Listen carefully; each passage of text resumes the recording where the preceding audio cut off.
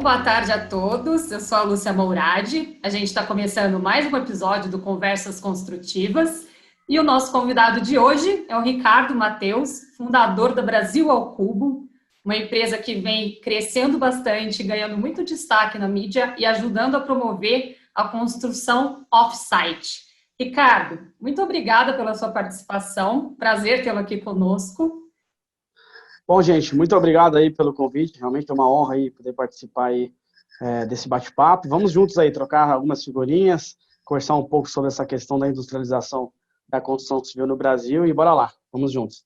Bora lá. Ricardo, você é natural, né, de Tubarão, em Santa Catarina, e é engenheiro civil de produção. Eu queria que você contasse um pouco aqui para o pessoal que está ouvindo a gente, como que foi sua trajetória na construção civil, como que foi seu início nessa carreira, até a fundação da Brasil ao Cubo em 2016. É legal essa pergunta, porque ela contextualiza, de fato, tudo aquilo que a gente veio traçando em termos de industrialização e até hoje, aonde a gente chegou em termos de volumetrização da construção civil, né? Vale lembrar que lá no começo, quando eu inicio no mercado de trabalho, em 1999, apenas com 12 anos lá, eu trabalhava numa empresa de estrutura metálica. Então, queira ou não queira, durante todo esse processo que eu fui montador, soldador de estruturas metálicas, eu acabei aprendendo muito um pouco daquilo que já era uma semi-industrialização da construção, né? Imagina, a gente fazia peças, treliças, pilares, colunas dentro de uma fábrica e aí transportava essas peças nessas colunas, pilares e vigas e treliças, e depois fazia uma montagem. Isso para um processo de pavilhões, de galpão, né? Então, de estrutura metálica em si. Mas, com certeza, durante este período, esse meu mindset, por uma busca constante na melhoria da industrialização da construção civil, estava lá nascendo, né? Então, estava mudando ali tudo aquilo que eu entendia. E aí, quando eu for fazer engenharia de civil, em 2005, né, começo a fazer o curso de engenharia civil, eu já trabalhava numa empresa de estrutura metálica. Em 2007, eu faço um trabalho de uma pesquisa, né, de iniciação científica, né, na universidade onde eu estava para estudar um sistema que ainda era embrionário no Brasil, mas lá fora um pouco mais difundido, que era o Light Steel Frame. Estou falando aí de 13 anos, né? Estou falando de 2007. Então, realmente, no Brasil, não existia muito essa questão, nem mesmo do Light Steel Frame, que hoje até está um pouco mais popular. E aí, depois disso, a gente acabou aprendendo, fiz um trabalho de um ano, então a gente pesquisou para entender um pouco sobre essa tecnologia. E aí, quando chegou o ano de 2009, eu faço um trabalho de conclusão de curso, e aí com o tema dimensionamento de uma residência unifamiliar em Light Steel Frame. Como eu já trabalhava na parte de solda e montagem de estrutura metálica, eu ofereço para a empresa do meu pai, era a empresa onde eu trabalhava, por que a gente, ao invés de fazer galpão também, por que a gente não faz casas, e aí com o sistema Light Steel Frame, visto que eu já tinha estudado. A verdade é que de 2010 até 2012, na empresa dele a gente fez 12 obras, mas deu tudo errado, assim, talvez naquele momento tivesse a visão para empreender, mas a coragem também, mas a competência ainda faltava ali. E aí acabou que deu tudo errado, algumas falhas, produtos não homologados, questão de terceirização também não estava muito bem disposta naquele momento, a gente acabou errando. Em 2013, eu já tinha parado de fazer obras em Light Steel Frame, então eu continuava na empresa do meu pai fazendo obras de pavilhões, e aí já como engenheiro, eu vou fazer engenharia de produção. Muito por aquilo que, né, tinha dado errado, mas o sonho continuava, né, da industrialização. Então, eu fui fazer engenharia de produção para entender o que a gente poderia fazer para que isso pudesse dar certo. É verdade que, neste período, meu pai acabou passando por um grande declínio financeiro e aí, como consequência disso, em 2015, ele fechou a empresa dele. E aí, 2013 até 2016, eu prototipei a Brasil ao Cubo. Então, a gente foi para a parte de MVP, teste, né, prototipando um modo, fazer o içamento com unidade para ver se funcionava, porque eu queria unificar as duas engenharias, engenharia civil e engenharia de produção. O que eu precisava fazer? Eu tinha uma questão muito clara para mim também, que a indústria da construção civil era a única indústria que não acontecia dentro de uma fábrica, né? O que fazer para levar para dentro de uma fábrica? Com essas duas engenharias a gente acabou fazendo isso, aí em 2016, 3 anos depois da prototipagem, com o business plan ali, a gente faz a primeira venda, e aí 17, 18, 19, 20, eu acho que a gente continuou falando aí ao longo do programa. Legal. E quando a Brasil ao Cubo surgiu, ela já surgiu com esse conceito que vocês têm hoje da construção modular? Com certeza. No primeiro ano lá, que eu fiz o business plan lá em 2013, ainda não tinha protótipo, o protótipo a gente fez em 2014, mas já foi sim a construção off-site, né? Tirar tudo aquilo que existia no canteiro, levar para dentro de uma fábrica, aí fatiar essa obra em fatias menores e poder transportar. Eu lembro que o protótipo foi uma residência, então a gente está falando de uma casa aí de 48 metros quadrados, realmente uma obra pequena, mas que já eram em 3 módulos, então já nos deu ali um parecer técnico de como funcionaria esse sistema aí que a gente precisava desenvolver, que era o plug and play, entre a água, elétrica, esgoto e tudo funcionar entre módulos. Foi isso que a gente acabou fazendo. Muito legal. Quando vocês começaram, qual que foi a maior dificuldade que vocês tiveram para colocar essa nova tecnologia no mercado? Até fazer essa primeira venda que você acabou de mencionar. Bom, vamos lá. Foram 3 anos assim de realmente um período bem caótico, assim, pouco árduo, porque aquela máxima do Thomas Edison que dizia: eu não quero criar nada que eu não possa vender. Eu acho que ela habitou aqui durante algum tempo. Então, neste momento, até a questão financeira teve uma certa dificuldade, até porque meu pai tinha entrado num declínio financeiro, então não tinha nem dinheiro para prototipagem, então tive que buscar recursos. Então, eu trouxe um investidor neste primeiro momento que comprou por R$ 400.000, 25% da Brasil ao Cubo. Então, foi muito importante para a gente se estruturar a parte de prototipagem, depois de showroom. Então, com certeza, esses foram os maiores desafios. Mas entre protótipo, business plan, protótipo e a primeira venda, 3 anos. Então, a maior dificuldade que a gente teve foi realmente achar um primeiro cliente. E isso só aconteceu depois de 3 anos aí, trabalhando muito intensamente para que as coisas acontecessem. Ah, muito bacana. É legal conhecer, né, o início dessas trajetórias, porque tem muita gente que quer inovar na construção, mas acaba ficando naquela coisa bem antiga, né, na tradição, e tem medo de colocar em prática ideias mais inovadoras. Então é sempre bom a gente ver essas histórias que deram certo. Muito bacana conhecer.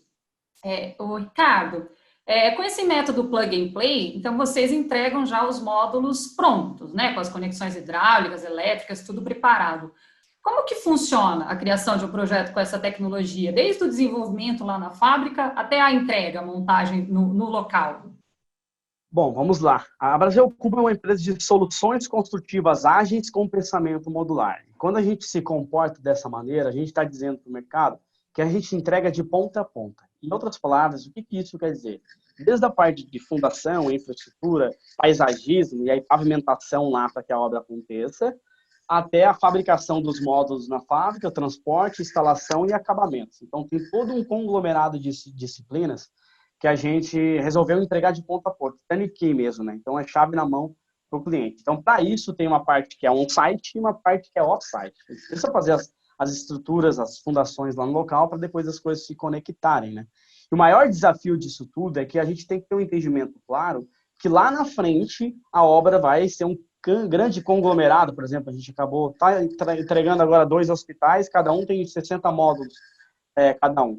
Imagina produzir isso dentro de uma fábrica, depois tem que fatiar ele para ele poder ser transportado, mas lá na frente ele tem que ser unido novamente. Então, água, elétrica, esgoto, rede lógica, sistema de combate ao incêndio, ele tem que se interligar. Então, o maior desafio é tu ter um entendimento claro que o seu projeto ele precisa ser feito de uma maneira conjunta, mas que ele precisa ser separado.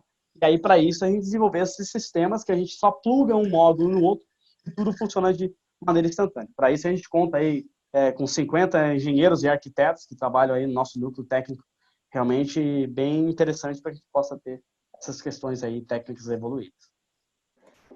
Muito legal, mas daqui a pouquinho a gente vai falar dessa qualificação da mão de obra também, que acho que é um assunto muito importante quando a gente está falando de industrializar a construção, né? Mas agora, Ricardo, eu queria trazer um tema que acho que ajudou bastante a projetar, né, Brasil ao Cubo, que foi justamente a construção dos hospitais, agora nesse momento de pandemia, né? Um exemplo foi a participação de vocês no projeto do Hospital do Boi-Mirim, e queria que você trouxesse um pouco para a gente como que foi esse projeto, né? Quantos dias o hospital demorou para ser implementado, essa parte que foi construída, e como que foi o projeto ao todo para Brasil ao Cubo, né? Essa duração desde a concepção também até a entrega. Bom, vamos lá. Naquele momento, né, caótico da humanidade, né, que aí era o início da pandemia, muitas pessoas não sabiam nem como que seria se comportar diante desse cenário. A gente tinha já um cliente muito específico, muito interessante para o Brasil ao Cubo, que era a Ambev, né? E aí, como a gente tinha participado de um programa de aceleração, que era o Gerdau Builders na Endeavor, né? Então, a gente foi uma scale-up da Endeavor. Naquele momento, a gente estava sendo acelerado pela Gerdau e tinha um grande cliente que era a Ambev. Então, os dois ali, e mais a Brasil ao Cubo, junto com o Hospital Albert Einstein, resolveram se unir para a gente pudesse entregar aí, já que a gente tinha tecnologia competente o suficiente para isso, para entregar em 40 dias no hospital. Esse era o nosso prazo na época. A verdade é que desde o fechamento do contrato até a entrega final, ou seja, fechamento, projeto, fabricação, logística e montagem, a gente demorou apenas 33 dias.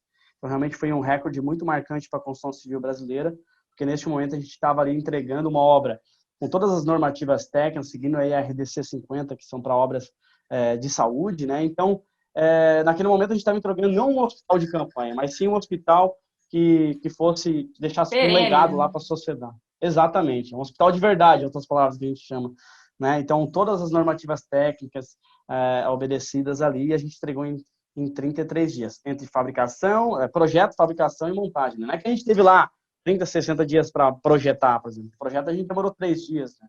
Então, realmente é uma força-tarefa bem, bem interessante. Tempo recorde mesmo, né? Ricardo, a gente sabe, né, que o momento é muito dramático, teve muitas coisas negativas, mas de alguma forma até essas entregas ajudaram a promover, né, a industrialização da construção como uma ferramenta para fazer entregas mais ágeis e produzir coisas em tempo recorde que nunca ninguém tinha visto aqui no Brasil. Qual que foi o impacto de participar de um projeto como esse para Brasil ao Cubo? Acho que o impacto é super positivo, né? No final do dia, como a gente se comporta como uma empresa de soluções construtivas ágeis, então é isso que a gente vende para o mercado, é prazo, né? Em outras palavras, a gente vende qualidade, vende preço, né? Mas o que a gente vende mesmo, o maior pilar, sempre vai ser voltado para o prazo, né? E o interessante disso tudo, é que para especificamente esse projeto dos hospitais, a gente fez uma parceria com uma grande consultec brasileira, que realmente inspiração para a própria Brasil ao Cubo, que é a Tec Verde. Então, a gente trouxe a Tec Verde para o processo nosso, então a gente faz lá a parte de infraestrutura, a parte metálica, os módulos em si, eles fizeram as paredes e também a gestão de algumas instalações. Então, foi uma sinergia muito grande entre Brasil ao Cubo e Tec Verde para a gente somar essas forças em termos de engenharia e entregar o melhor aí para a sociedade brasileira, que a gente entende aí que realmente o empreendedorismo ele só existe para entregar valor para a sociedade, né? E quando tu materializa isso, tangibiliza em forma de hospitais, eu acho que realmente é um mérito muito legal e um motivo de muita honra para nós poder unificar wood frame, o próprio steel frame aí com a construção off-site volumétrica e entregar de ponta a ponta desde a fundação até a marca lá pro hospital. Eu acho que isso foi um momento bem marcante para o Brasil ao Cubo e a gente acabou mostrando para a sociedade brasileira de que sim, a gente tem tecnologia sim aqui dentro, que a gente consegue entregar aí obras super rápidas, como de fato a gente já vem fazendo, não só hospitais, mas qualquer tipo de obra. Muito bom. Acho que isso com certeza é muito importante para promover a industrialização da construção, de qualquer forma. Me conta um pouco, você falou, né, da Gerdau, que vocês participaram aí do programa de fomento, a Construtex que eles têm, e no final do ano passado a Gerdau anunciou também um investimento na Brasil ao Cubo e uma participação, né, com um terço aí da empresa de vocês. Como que aconteceu esse interesse da Gerdau? Como começou essa conversa? E como é que você vê o impacto desse investimento para o futuro da empresa? Eu acho que a visão que a Gerdau teve lá no passado, se não me engano, em 2017, está enxergando o real potencial, que eles investiriam em outras áreas, não somente a parte da fabricação do aço em si, e aí teriam outras vertentes e outras fontes de receitas, fez com que este movimento iniciado lá pela Gerdau, que é o que resultou aí no Corporate Venture Capital, né, que hoje eles têm lá Gerdau Next, então eles apoiam e aceleram várias consultecs, não só consultecs, mas vários outros tipos de scale-ups brasileiros. Eu acho que esse movimento é muito importante. Eu acho que a Gerdau foi muito assertiva e muito feliz em identificar isso lá atrás, né? Visto que hoje já está acontecendo também movimentos de outros players aí no Brasil também querendo estar conectado com startups, com consultecs, para que haja essa troca de figurinhas aí entre Consultex, então a gente, como por ser mais pequena, a gente tem uma capacidade de inovação muito mais clara, muito mais facilitada, né? Mas também a gente entende que essa parceria é quase que, sabe a criança que precisa do velhinho e o velhinho precisa da criança para um completar o outro. Eu acho que é mais ou menos isso. A gente vem aprendendo muito, muito com eles e foi muito oportuno para nós. Naquele momento, a gente era uma scale-up da Endeavor, né? Então, a gente passou por um processo de aceleração lá durante 5, 6 meses, que era o Gerdau Builders, então era um programa bancado pela Gerdau naquele momento, e aí a gente passou lá uma seleção de cerca de 200 Construtecs, depois ficaram entre as 15, 8, depois a Brasil ao Cubo acabou se destacando lá como uma empresa realmente inovadora, e eles identificaram ali que fazia muito sentido fazer um protótipo com a gente, um teste com a gente. E muito disso foi o hospital em Boimirim. Então eles, bom, vamos ver se vocês realmente são capazes e competentes para executar isso aqui aí um pouco mais de um mês. E a gente foi lá e fez, deu conta do recado. Não só aquele, como 6 outros hospitais, inclusive estão entregando mais 2 agora. Naquele momento, depois disso, a gente fez São José dos Campos, Brasília, Porto Alegre, São Paulo, Porto Velho, Rondônia. Então, são hospitais, realmente, teve um momento que a gente fez 3 hospitais em 115 dias. Na verdade, 3 hospitais simultâneos. Os 5 hospitais a gente entregou em 115 dias. Realmente, uma coisa incrível. Então, ali eles validaram na prática que fazia sentido se associar a Brasil ao Cubo. E aí, depois de do indíce aí que a gente acabou passando com eles identificaram que fazia sentido fazer esse aporte. E a gente está crescendo muito aí com eles também do lado. Eu acho que essa troca de figurinhas entre uma grande corporação e Construtec, eu acho que faz muito sentido e está fazendo bastante aqui para nós. Vai unir a experiência deles, né, com as inovações que estão surgindo. Me surgiu uma curiosidade, Ricardo, você falou de vários projetos aí em outros estados. Vocês usam só a fábrica própria de vocês ou vocês têm feito parcerias em outras localizações por conta de logística? A gente busca sempre industrializar ao máximo, né? Sempre a gente faz algumas análises para entender se a gente industrializa aqui em Tubarão, Santa Catarina, né? Ou se a gente faz algumas parcerias. Uma delas, por exemplo, foi a Tec Verde, a gente fez em Araucária, né? Então a gente subiu com chão e teto os módulos fabricados, aí não volumétrico, ele 2D, lá a gente volumetrizou, botou as paredes e seguiu. Assim a gente pode fazer para qualquer outro lugar. Tem várias obras da Brasil ao Cubo, e a gente não é só uma fábrica, né? A gente é uma construtora em si, que tem uma inovação muito grande por trás. A gente também faz obras de infraestrutura, por exemplo, né? A gente faz galpão lá, industrial, acabamos de entregar um galpão para a Ambev, por exemplo, de 15 mil metros quadrados, estrutura metálica, pré-moldado, e aí a sede, tudo que a gente pode levar de maneira modular da fábrica, a gente leva. E aí a gente identifica que precisa, sim, não que a gente tenha, mas que a gente vai precisar, sim, para escalar ainda mais a nossa empresa, ter essas parcerias regionais, para que a gente possa estar mais conectado com o cliente na ponta e tenha aí uma certa redução em termos de custo, mas isso já está no nosso planejamento estratégico aí em termos de expansão. Talvez no próximo 2022 a gente já tenha com a nova fábrica aí, o centro de serviço um pouco mais industrializado para que a gente possa ter um market share ainda maior aí no Brasil. Muito bacana. Ricardo, vocês entregaram esse ano, né, faz pouquíssimo tempo, o Level, que é um edifício de 8 pavimentos, que foi construído aí também em tempo recorde, né, 100 dias. Eu li que foi o primeiro projeto desse tipo aqui na América Latina e queria conhecer um pouco mais dele. Acho que está todo mundo curioso para saber mais, né? Quando que esse projeto começou a ser idealizado? Se ele é um projeto próprio de vocês? Enfim, como que ele nasceu? Quais foram os principais desafios que vocês viveram com ele? Como é que foi essa experiência? Bom, vamos lá. Desde o primeiro dia de fundação da empresa, o meu sonho enquanto empreendedor e enquanto engenheiro civil era poder industrializar a construção civil ao ponto de fazer um prédio dentro de uma fábrica. Então, isso realmente sempre teve claro para nós, em termos de um entendimento que a gente chegaria com essa capacidade técnica, mas que a gente precisava passar por alguns processos de aprendizado. Obras horizontais que nos dariam aí bagagem, background, para que a gente pudesse desenvolver um prédio, né? A gente está falando de um edifício de 8 andares, foram 56 carretas, né? 56 módulos de 3,75 por 15 metros de comprimento, mais alto do que os módulos em si, eles são mais altos do que a gente já fez, então já vai com vidro, porcelanato, as esquadrias, né? O carpê, neste caso, era um prédio corporativo, as paredes, banheiro. Então, assim, tudo que a gente fez até hoje nos deu a capacidade para que a gente pudesse fazer esse prédio. A gente precisava validar essa tese, né? De que dá sim para fazer um prédio dentro de uma fábrica. E o grande desafio que a gente teve é que a gente queria fazer um prédio sem um núcleo rígido de concreto.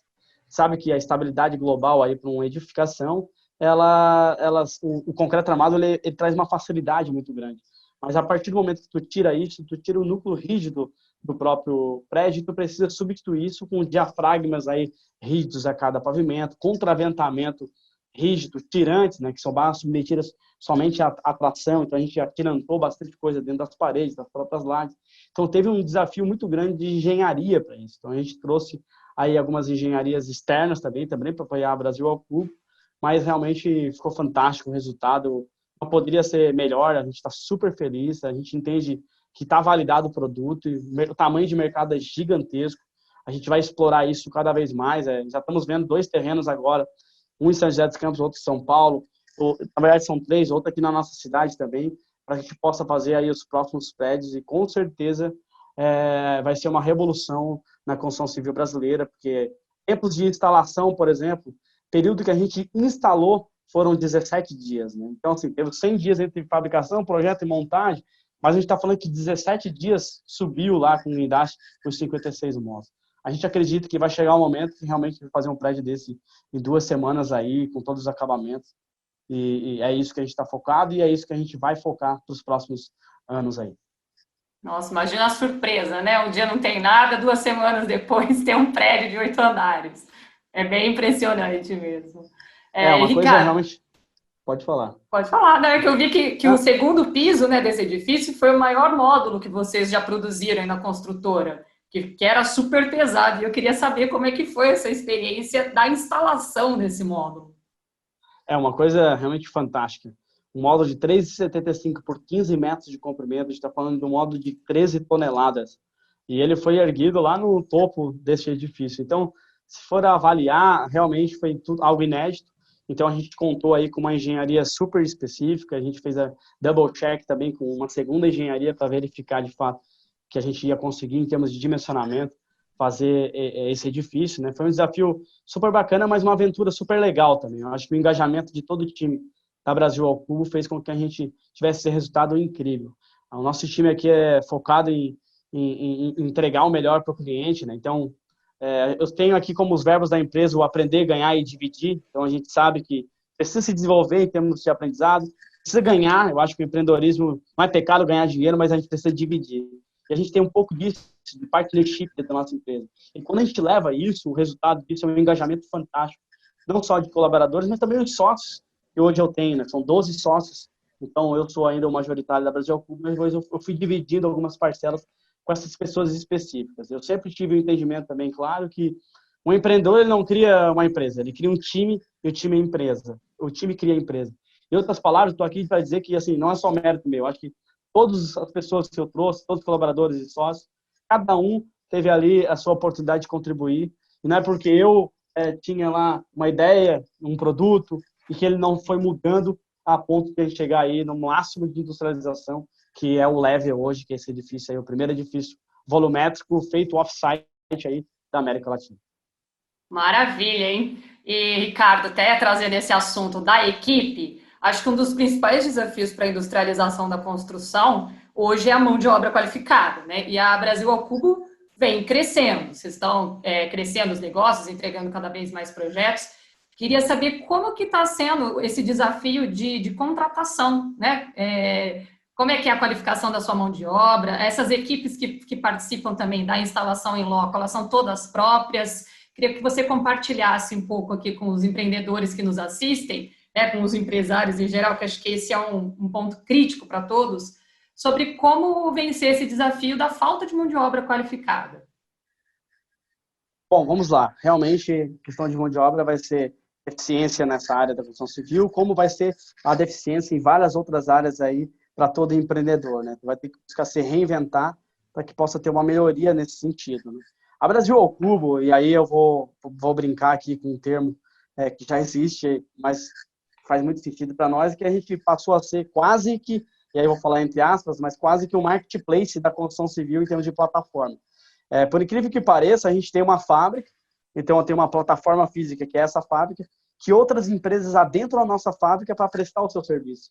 Então, essa plataforma física fez com que a gente tivesse aí empresas homologadas, né? Então, a subcontratação fez muito sentido, tendo aí cada líder do setor Brasil ao Cubo. Então, o líder de elétrica, o líder de hidráulica, o líder de cerâmica, de carpintaria, dessas 11 disciplinas que a gente julga que existe hoje no processo construtivo da Brasil ao Cubo, a um líder de setor, que são fiscais, que fiscalizam empresas que adentram a nossa empresa para executar isso.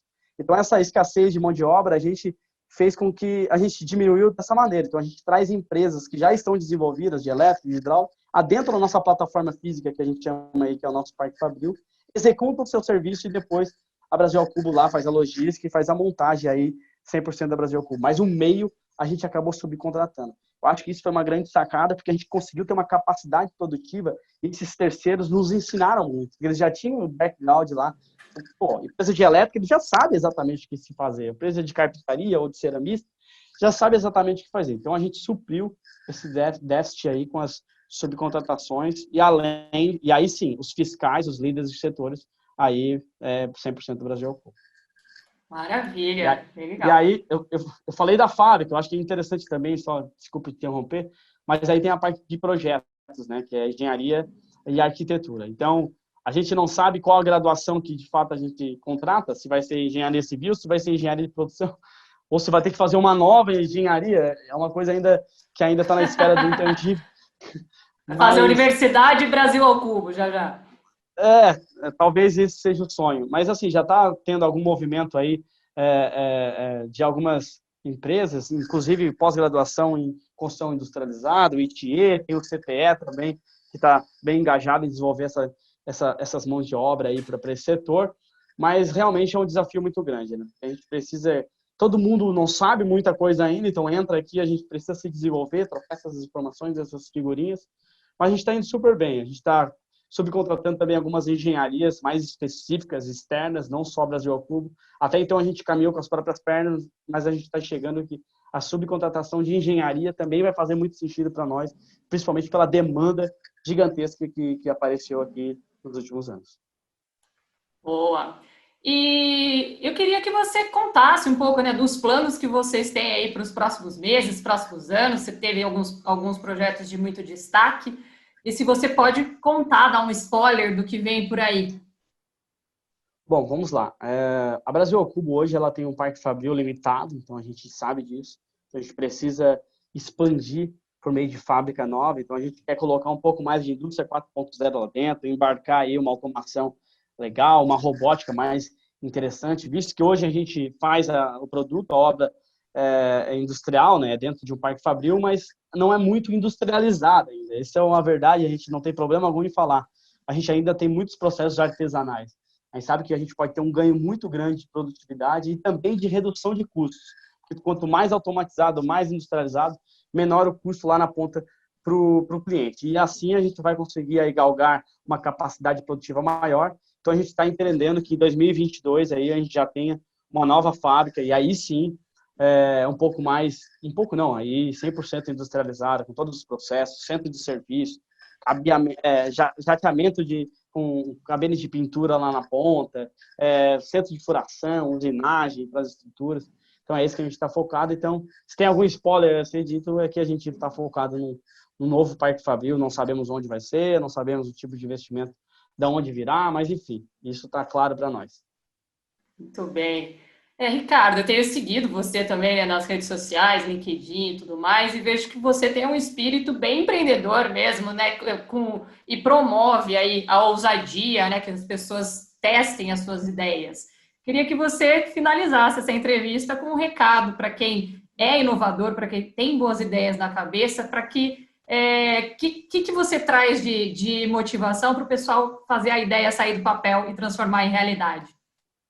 Então, é legal porque eu gosto realmente de fomentar o empreendedorismo, porque eu acredito que o empreendedorismo é que empurra o Brasil para frente.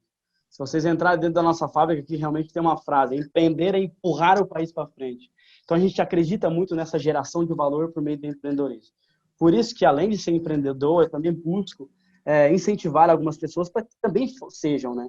E aí, se tiver algum recado para eu dizer para essas pessoas, essa garotada que está começando, é interessante também ter um pensamento claro que um dia você vai ter que matar a sua vaquinha. Eu acho que todo empreendedor, um dia ele mata a sua vaquinha, aquela vaquinha leiteira que sempre deu leite. Pode ser o teu emprego maravilhoso, pode ser a empresa da família do pai, pode ser tantas outras coisas, mas uma hora tu vai ter que arriscar tudo. Então, a gente tem uma camiseta aqui que é arrisque tudo, mas antes certifique-se que terá estrutura para bater as asas.